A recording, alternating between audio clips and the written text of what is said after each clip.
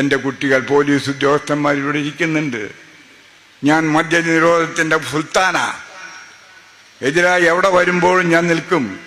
ഇപ്പോൾ ഞാൻ ഒന്ന് പിറകോട്ടടിച്ചിരിക്കുന്നു. എൻ്റെ ചെറിയ മക്ക എന്ന് പറയുന്ന പൊന്നാനിയിൽ ഒരിക്കലും ഒരു ബാർ വരരുതെന്ന് ഞാൻ ആഗ്രഹിച്ചു. രാജീവ് ഗാന്ധിയെ കൊണ്ട് ഞാൻ പഞ്ചായത്ത് രാജ് ബിൽ, അതുപോലെ തന്നെ നഗരപാലിക ബില്ല്, ഈ 2 ബില്ല് പാസാക്കി വാങ്ങി. ആ 2 ബില്ലിൻ്റെ അടിസ്ഥാനത്തിൽ എവിടെ ബാറുകളും അതുപോലെ തന്നെ ബീവറേജ് കോർപ്പറേഷൻ്റെ ഔട്ട്ലെറ്റുകളും വരണമെങ്കിൽ അതാത് പഞ്ചായത്തുകളും മുനിസിപ്പാലിറ്റികളും തീരുമാനിക്കണം. അത് ഈ ഗവൺമെൻറ് വന്നപ്പോൾ എടുത്തു കളഞ്ഞു. അതിൻ്റെ ഫലമായി എൻ്റെ ഒരു സ്വപ്നം അവസാനിച്ചു. എൻ്റെ പൊന്നാനിയിൽ ബാറ് വന്നു. തടുക്കാൻ എനിക്ക് കഴിഞ്ഞില്ല. കാരണം എന്നെ അവരുടെ ഉദ്ഘാടനത്തിന് ക്ഷണിച്ചു. ഉദ്ഘാടനത്തിന് ക്ഷണിച്ചപ്പോൾ ഞാൻ പറഞ്ഞാൽ വല്ല. അപ്പം അവരെന്നോട് പറഞ്ഞ വാചകം എന്താണെന്നറിയോ? പൊന്നരിദാസേട്ടാ, നിങ്ങളിങ്ങനെ ജീവിച്ചോളേ.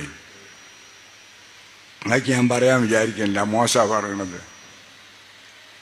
പക്ഷേ ഇന്നാലും എതിർക്കേണ്ട സ്ഥലത്ത് എതിർക്കണം.